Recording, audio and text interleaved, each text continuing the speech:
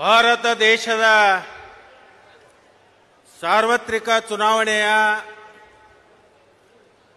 ನಮ್ಮ ಪಕ್ಷದ ಅಧಿಕೃತ ಅಭ್ಯರ್ಥಿಯಾಗಿರ್ತಕ್ಕಂಥ ರಾಧಾಕೃಷ್ಣ ದೊಡ್ಡಮನಿ ಅವರ ಪರವಾಗಿ ಮತಯಾಚನೆಯನ್ನ ಮಾಡಲಿಕ್ಕೆ ಬಂದಿರತಕ್ಕಂಥ ನಮ್ಮ ಪಕ್ಷದ ರಾಷ್ಟ್ರೀಯ ಅಧ್ಯಕ್ಷರು, ಕರ್ನಾಟಕದ ಹೆಮ್ಮೆಯ ನಾಯಕರು, ದೀನ ದಲಿತ ಬಡವರ ಪರವಾಗಿ ಧ್ವನಿಯನ್ನ ಎತ್ತತಕ್ಕಂಥ ಮಹಾನ್ ನಾಯಕರು ಆಗಿರ್ತಕ್ಕಂಥ ಸನ್ಮಾನ್ಯ ಮಲ್ಲಿಕಾರ್ಜುನ ಖರ್ಗೆ ಸಾಹೇಬ್ರೆ, ನಮ್ಮ ಪಕ್ಷದ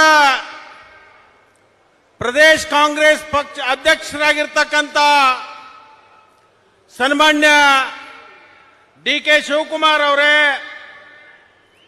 ನಮ್ಮ ರಾಜ್ಯದ ಉಸ್ತುವಾರಿಗಳು, ನಮ್ಮ ಪಕ್ಷದ ರಾಷ್ಟ್ರೀಯ ನಾಯಕರು ಆಗಿರ್ತಕ್ಕಂಥ ಸನ್ಮಾನ್ಯ ಸುರ್ಜೇವಾಲಾ ಅವರೇ,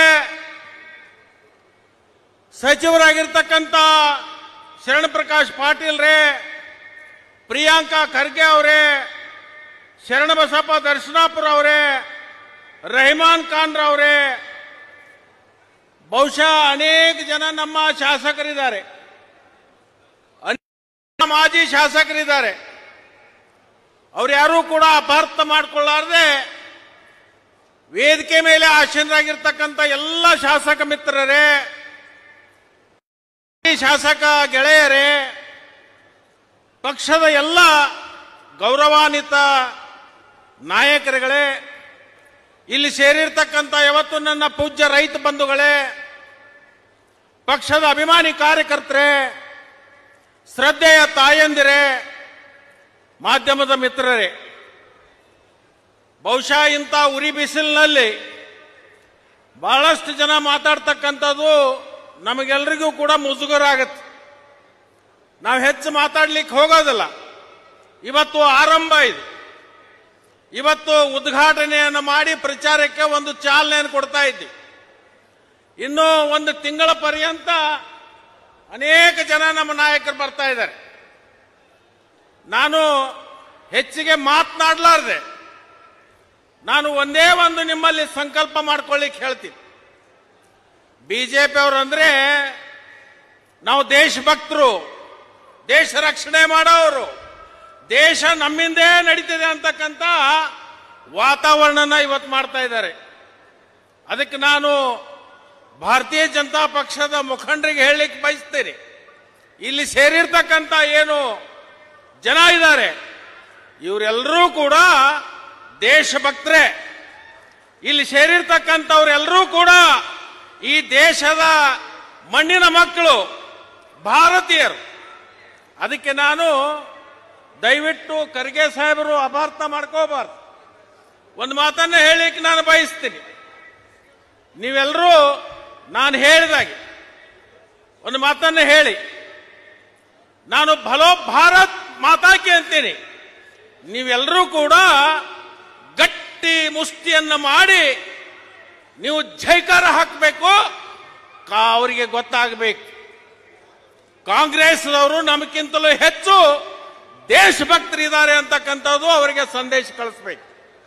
ಭಾರತ್ ಮಾತಾ ಕಿ, ಭಾರತ್ ಮಾತಾ ಕಿ.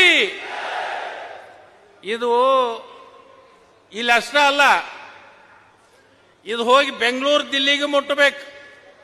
ಖರ್ಗೆ ಸಾಹೇಬರ ಗಂಡು ಮೆಟ್ಟಿನ ನೆಲದೊಳಗೆ ಗಂಡಸರು ಎಷ್ಟು ಇದಾರೆ ಅನ್ನೋದು ಇವತ್ತು ಕೇಂದ್ರದ ನಾಯಕರಿಗೆ ಗೊತ್ತಾಗಬೇಕಾಗಿತ್ತು. ಒಂದು ಮಾತು ಹೇಳ್ತೀನಿ. ಒಂದು ಊರಾಗ ಒಬ್ಬ ತೀರಿ ಹೋಗಿತ್ತು. 4 ಮಂದಿ ಹೊತ್ತಿದ್ರು, ಮುಂದೊಬ್ಬ ಗಡಿಗೆ ಹಿಡ್ಕೊಂಡು ಹೊಂಟಿದ್ದ. ಆ ಮುಂದಿದ್ದ ಒಂದು ಮಾತು ಹೇಳ್ತಿದ್ದ, ರಾಮನಾಮ ಹೈ ಸತ್ಯ ಅಂತ. ರಾಮನಾಮ ಎಂದ ಕೂಡಲೇ ಹಿಂದಿದ್ದವರೆಲ್ಲರೂ ಸತ್ಯ ಹೈ ಅಂತಿದ್ರು. ಅವ್ರ ಅಪ್ಪನ ಜೊತೆಗೆ ಒಬ್ಬ ಹುಡುಗ ಮಣ್ಣು ಕೊಡಾಕ ಅವನು ಬಂದಿದ್ದ ಅಂತ್ಯಕ್ರಿಯೆಗೆ. ಅವ್ರ ಅಪ್ಪ ಕೇಳ್ತಾನೆ, ಅಪ್ಪ ಮುಂದಿದ್ದವ್ರು ರಾಮನಾಮ ಅಂದ ಕೂಡಲೇ ಹಿಂದಿದ್ದವರೆಲ್ಲರೂ ಸತ್ಯ ಅಂತಾರು, ಮ್ಯಾಗ ಮಲ್ಕೊಂಡೆ ಯಾಕಣವಲ್ಲ ಅಂತ ಕೇಳಿ. ಅವಾಗ ಅವ್ರ ಅಪ್ಪ ಹೇಳ್ತಾನು, ತಮ್ಮ ಅದಕ್ಕೆ ಅನ್ನಕ್ಕಾಗಲ್ಲೋ, ಅದು ಶಿವನ ಪಾದ ಸೇರೈತಿ ಅಂತ ಹೇಳಿ. ನೀವೆರಡೂ ಕೈ ಗಟ್ಟಿ ಹಿಡ್ಕೊಂಡು ಕೈ ಎತ್ತರಿಸಿ ಏಕರ ಹಾಕ್ಬೇಕು. ಭಾರತ್ ಮಾತಾ ಕಿ, ಭಾರತ್ ಮಾತಾ ಕಿ.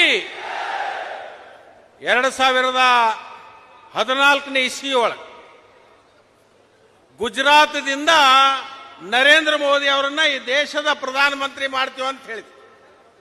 ನಮಗೆಲ್ರಿಗೂ ಎಂತ ಕನಸುಗಳನ್ನು ಬಿತ್ತಿದ್ರು ಅಂದ್ರೆ ಅವಾಗ ಹೇಳುತ್ತಿದ್ರು. ಇಲ್ಲೊಬ್ರು ಬಹುತೇಕ ಸಂಘ ಪರಿವಾರದವ್ರು ಬಂದು ಭಾಷಣ ಮಾಡಿ ಹೋಗಿರಬಹುದು, ಸೂಲಿ ಬೆಲೆ ಅಂತ ಹೇಳಿ. ಅವ್ರು ನಮ್ಮ ಕಡೆನೂ ಬಂದಿದ್ರು. ಜನರಿಗೆ ಏನ್ ಹೇಳ್ತಿದ್ರು ಅಂದ್ರೆ, ಈ ದೇಶದಲ್ಲಿರ್ತಕ್ಕಂಥ ಭ್ರಷ್ಟಾಚಾರಿಗಳ ಹಣವನ್ನ ಹೊರದೇಶದಲ್ಲಿಟ್ಟಾರು. ರಾಜಕಾರಣಿಗಳು, ಅಧಿಕಾರಿಗಳು ಎಲ್ಲರೂ ಹಣ ಇದೆ.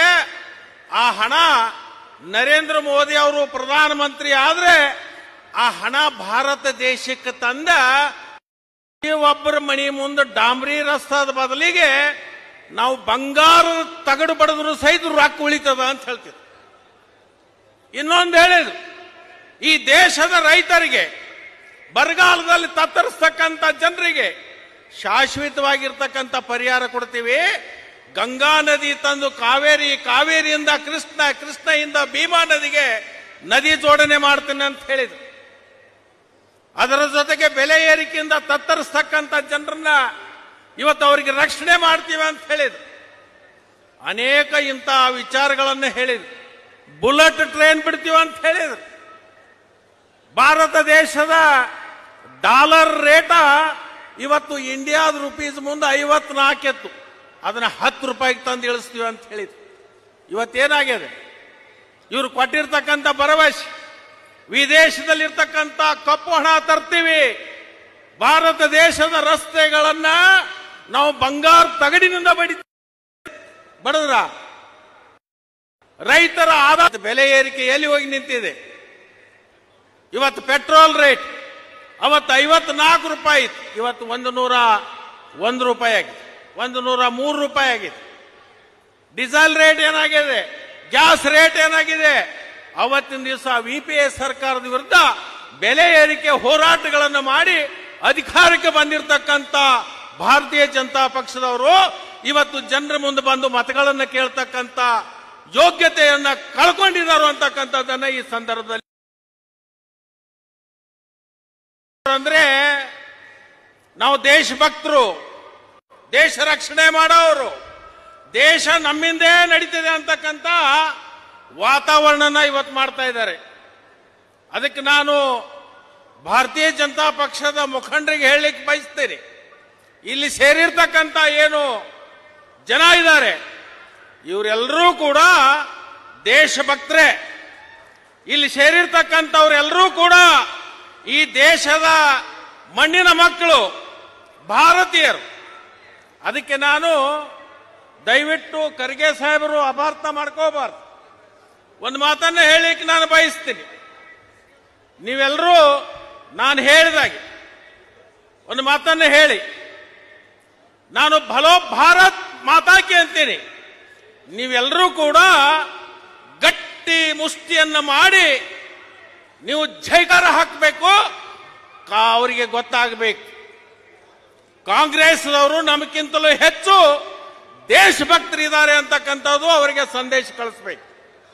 ಭಾರತ್ ಮಾತಾ ಕಿ, ಭಾರತ್ ಮಾತಾ ಕಿ.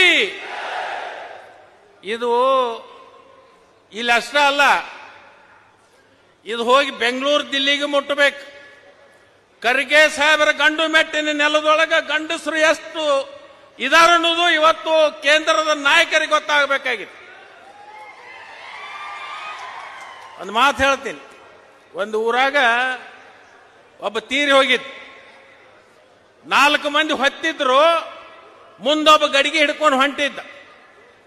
ಆ ಮುಂದಿದ್ದ ಒಂದು ಮಾತು ಹೇಳ್ತಿದ್ದ, ರಾಮನಾಮ ಹೈ ಸತ್ಯ ಅಂತ.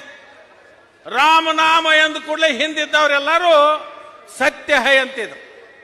ಅವ್ರ ಅಪ್ಪನ ಜೊತೆಗೆ ಒಬ್ಬ ಹುಡುಗ ಮಣ್ಣು ಕೊಡಾಕ ಅವನು ಬಂದಿದ್ದ ಅಂತ್ಯಕ್ರಿಯೆಗೆ.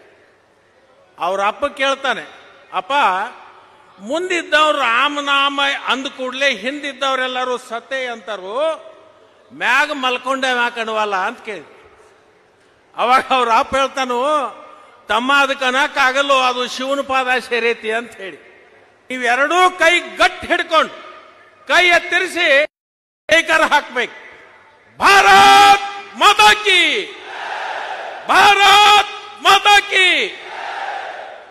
2014ನೇ ಇಸ್ವಿ ಒಳಗೆ ಗುಜರಾತ್ದಿಂದ ನರೇಂದ್ರ ಮೋದಿ ಅವರನ್ನ ಈ ದೇಶದ ಪ್ರಧಾನಮಂತ್ರಿ ಮಾಡ್ತೀವಿ ಅಂತ ಹೇಳಿದ್ರು. ನಮಗೆಲ್ರಿಗೂ ಎಂತ ಕನಸುಗಳನ್ನು ಬಿತ್ತಿದ್ರು ಅಂದ್ರೆ ಅವಾಗ ಹೇಳುತ್ತಿದ್ರು. ಇಲ್ಲೊಬ್ರು ಬಹುತೇಕ ಸಂಘ ಪರಿವಾರದವ್ರು ಬಂದು ಭಾಷಣ ಮಾಡಿ ಹೋಗಿರಬಹುದು, ಸೂಲಿಬೆಲೆ ಅಂತ ಹೇಳಿ. ಅವ್ರು ನಮ್ಮ ಕಡೆನೂ ಬಂದಿದ್ರು. ಜನರಿಗೆ ಏನ್ ಹೇಳ್ತಿದ್ರು ಅಂದ್ರ, ಈ ದೇಶದಲ್ಲಿರ್ತಕ್ಕಂಥ ಭ್ರಷ್ಟಾಚಾರಿಗಳ ಹಣವನ್ನ ಹೊರದೇಶದಲ್ಲಿಟ್ಟಾರು. ರಾಜಕಾರಣಿಗಳು, ಅಧಿಕಾರಿಗಳು ಎಲ್ಲರೂ ಹಣ ಇದೆ. ಆ ಹಣ ನರೇಂದ್ರ ಮೋದಿ ಅವರು ಪ್ರಧಾನಮಂತ್ರಿ ಆದ್ರೆ ಆ ಹಣ ಭಾರತ ದೇಶಕ್ಕೆ ತಂದ ಒಬ್ಬರ ಮಣಿ ಮುಂದೆ ಡಾಂಬ್ರಿ ರಸ್ತಾದ ಬದಲಿಗೆ ನಾವು ಬಂಗಾರದ ತಗಡು ಬಡದ್ರು ಸಹಿತ ರೊಕ್ಕ ಉಳಿತದ ಅಂತ ಹೇಳ್ತಿದ್ರು. ಇನ್ನೊಂದು ಹೇಳಿದ್ರು, ಈ ದೇಶದ ರೈತರಿಗೆ, ಬರಗಾಲದಲ್ಲಿ ತತ್ತರಿಸ್ತಕ್ಕಂಥ ಜನರಿಗೆ ಶಾಶ್ವತವಾಗಿರ್ತಕ್ಕಂಥ ಪರಿಹಾರ ಕೊಡ್ತೀವಿ. ಗಂಗಾ ನದಿ ತಂದು ಕಾವೇರಿ, ಕಾವೇರಿಯಿಂದ ಕೃಷ್ಣ, ಕೃಷ್ಣದಿಂದ ಭೀಮಾ ನದಿಗೆ ನದಿ ಜೋಡಣೆ ಮಾಡ್ತೀನಿ ಅಂತ ಹೇಳಿದ್ರು. ಅದರ ಜೊತೆಗೆ ಬೆಲೆ ಏರಿಕೆಯಿಂದ ತತ್ತರಿಸ್ತಕ್ಕಂಥ ಜನರನ್ನ ಇವತ್ತು ಅವರಿಗೆ ರಕ್ಷಣೆ ಮಾಡ್ತೀವಿ ಅಂತ ಹೇಳಿದ್ರು. ಅನೇಕ ಇಂತಹ ವಿಚಾರಗಳನ್ನು ಹೇಳಿದ್ರು. ಬುಲೆಟ್ ಟ್ರೈನ್ ಬಿಡ್ತೀವಿ ಅಂತ ಹೇಳಿದ್ರು. ಭಾರತ ದೇಶದ ಡಾಲರ್ ರೇಟ ಇವತ್ತು ಇಂಡಿಯಾದ ರುಪೀಸ್ ಮುಂದೆ 54 ಎತ್ತು, ಅದನ್ನ 10 ರೂಪಾಯಿಗೆ ತಂದು ಇಳಿಸ್ತೀವಿ ಅಂತ ಹೇಳಿದ್ರು. ಇವತ್ತೇನಾಗಿದೆ? ಇವರು ಕೊಟ್ಟಿರ್ತಕ್ಕಂಥ ಭರವಸೆ, ವಿದೇಶದಲ್ಲಿರ್ತಕ್ಕಂಥ ಕಪ್ಪು ಹಣ ತರ್ತೀವಿ, ಭಾರತ ದೇಶದ ರಸ್ತೆಗಳನ್ನ ನಾವು ಬಂಗಾರ ತಗಡಿನಿಂದ ಬಡದ್ರ. ರೈತರ ಆದಾಯ ಬೆಲೆ ಏರಿಕೆ ಎಲ್ಲಿ ಹೋಗಿ ನಿಂತಿದೆ? ಇವತ್ತು ಪೆಟ್ರೋಲ್ ರೇಟ್ ಅವತ್ತು 54 ರೂಪಾಯಿ ಇತ್ತು, ಇವತ್ತು 101 ರೂಪಾಯಿ ಆಗಿದೆ, 103 ರೂಪಾಯಿ ಆಗಿದೆ. ಡೀಸೆಲ್ ರೇಟ್ ಏನಾಗಿದೆ? ಗ್ಯಾಸ್ ರೇಟ್ ಏನಾಗಿದೆ? ಅವತ್ತಿನ ದಿವಸ ಯುಪಿಎ ಸರ್ಕಾರದ ವಿರುದ್ಧ ಬೆಲೆ ಏರಿಕೆ ಹೋರಾಟಗಳನ್ನು ಮಾಡಿ ಅಧಿಕಾರಕ್ಕೆ ಬಂದಿರತಕ್ಕಂಥ ಭಾರತೀಯ ಜನತಾ ಪಕ್ಷದವರು ಇವತ್ತು ಜನರ ಮುಂದೆ ಬಂದು ಮತಗಳನ್ನು ಕೇಳ್ತಕ್ಕಂಥ ಯೋಗ್ಯತೆಯನ್ನ ಕಳ್ಕೊಂಡಿದ್ದಾರೆ ಅಂತಕ್ಕಂಥದ್ದನ್ನ ಈ ಸಂದರ್ಭದಲ್ಲಿ ನಾನು ಹೇಳಿಕ್ ಬಯಸ್ತೀನಿ. ಅದಕ್ಕೆ ಬಂಧುಗಳೇ, ನಾನು ಮತ್ತೊಮ್ಮೆ ಬರ್ತೀನಿ. ಪ್ರತಿಯೊಂದು ಕ್ಷೇತ್ರದಲ್ಲಿ ನಮ್ಮ ಜನರಿಗೆ ಭೇಟಿಯಾಗಿ ಭಾರತೀಯ ಜನತಾ ಪಕ್ಷದ ಮಾಡಿರ್ತಕ್ಕಂಥ ಲೋಪಗಳನ್ನ, ನಮ್ಮ ಸರ್ಕಾರ ಮಾಡಿರ್ತಕ್ಕಂಥ ಅಭಿವೃದ್ಧಿ ಕೆಲಸಗಳನ್ನ, ಬಡವರಿಗಾಗಿ ಮಾಡಿರ್ತಕ್ಕಂಥ ಕಾರ್ಯಕ್ರಮಗಳನ್ನ ಎಳೆ ಎಳೆಯಾಗಿ ಬಿಚ್ಚುವಂತ ಕೆಲಸವನ್ನ ನಾವೆಲ್ಲರೂ ಕೂಡ ಮಾಡ್ತೀವಿ. ಅದರಿಂದ ನಾನು ನಿಮ್ಮೆಲ್ಲರಿಗೆ ಕೈ ಜೋಡಿಸಿ ಪ್ರಾರ್ಥನೆಯನ್ನು ಮಾಡ್ಕೋತೀನಿ. ನಮ್ಮ ಅಭ್ಯರ್ಥಿ ಸಂಭಾವಿತ ಎಲ್ಲ ಸಮಾಜವನ್ನ ಕರ್ಕೊಂಡು ಹೋಗ್ತಕ್ಕಂಥ ಒಬ್ಬ ಉತ್ತಮ ವ್ಯಕ್ತಿ. ನಾನು ರಾಧಾಕೃಷ್ಣ ಅವ್ರ ಬಗ್ಗೆ ಬಹಳ ದಿವಸದಿಂದ ನಾನು ಕೇಳಿದ್ದೀನಿ. ರಾಧಾಕೃಷ್ಣರವರು ಒಬ್ಬ ಅತ್ಯಂತ ಉತ್ತಮವಾಗಿರ್ತಕ್ಕಂಥ ಅಭ್ಯರ್ಥಿ. ಅಂತವರನ್ನ ಆಯ್ಕೆ ಮಾಡಿ ಕೊಡುವಂತ ಕೆಲಸ ಇವತ್ತೆಲ್ಲರದ್ದು ನಿಮ್ಮದಿದೆ ಅಂತಕ್ಕಂಥ ಮಾತನ್ನ ಈ ಸಂದರ್ಭದಲ್ಲಿ ಹೇಳಿ ಕೊನೆಗೆ ಒಂದು ಮಾತು ಹೇಳ್ತೀನಿ. ನಾನು ಖರ್ಗೆ ಸಾಹೇಬ್ರನ್ನ ಬಹಳ ದಿವಸದಿಂದ ನೋಡ್ತಾ ಇದ್ದೀನಿ. ನಾನು ಭಾರತೀಯ ಜನತಾ ಪಕ್ಷದಲ್ಲಿದ್ದಾಗ, ಗುಲ್ಬರ್ಗಾ ಉಸ್ತುವಾರಿ ಇದ್ದಾಗ ಅವರ ಸ್ವಭಾವ, ಅವರ ನಡವಳಿಕೆ, ಅವರ ಮಾರ್ಗದರ್ಶನ ಅನೇಕ ನಾನು ನೋಡಿದ್ದೀನಿ. ಅಂತ ಒಬ್ಬ ಮಹಾನ್ ನಾಯಕರು ದೇಶದ ನಮ್ಮ ಪಕ್ಷದ ರಾಷ್ಟ್ರೀಯ ಅಧ್ಯಕ್ಷರಾಗಿರ್ತಾರೆ. ಅವ್ರ ಕ್ಷೇತ್ರದಲ್ಲಿ ಸುಮಾರು 5 ಲಕ್ಷ ಅಂತರದಿಂದ ರಾಧಾಕೃಷ್ಣನ್ ಅವರನ್ನ ಗೆಲ್ಲಿಸುವಂತ ಕೆಲಸ ನೀವೆಲ್ಲರೂ ಮಾಡಿ ಇವತ್ತು ಖರ್ಗೆ ಸಾಹೇಬರ ಬಾವುಟವನ್ನ ಇಡೀ ದೇಶದಲ್ಲಿ ಹಾರಿಸುವಂತ ಕೆಲಸ ನೀವು ಮಾಡಬೇಕು ಅಂತ ಹೇಳಿ ಈ ಸಂದರ್ಭದಲ್ಲಿ ನಾನು ವಿನಂತಿಯನ್ನು ಮಾಡಿಕೊಂಡು ನಿಮ್ಮೆಲ್ಲರಿಗೂ ಕೈ ಜೋಡಿಸಿ ಪ್ರಾರ್ಥನೆ ಮಾಡಿ, ನಿಮ್ಮ ಆಶೀರ್ವಾದ, ನಿಮ್ಮ ಅಮೂಲ್ಯವಾಗಿರ್ತಕ್ಕಂಥ ಮತ ರಾಧಾಕೃಷ್ಣರವರಿಗೆ ಕಾಂಗ್ರೆಸ್ ಪಕ್ಷದ ಹಸ್ತದ ಗುರುತಿಗೆ ನೀಡಬೇಕು ಅಂತ ಹೇಳಿ ಕೇಳ್ಕೊಂಡು ನನ್ನ 2 ಮಾತು ಮುಗಿಸ್ತೀನಿ. ಜೈ ಹಿಂದ್, ಜೈ ಕರ್ನಾಟಕ, ಜೈ ಕಾಂಗ್ರೆಸ್.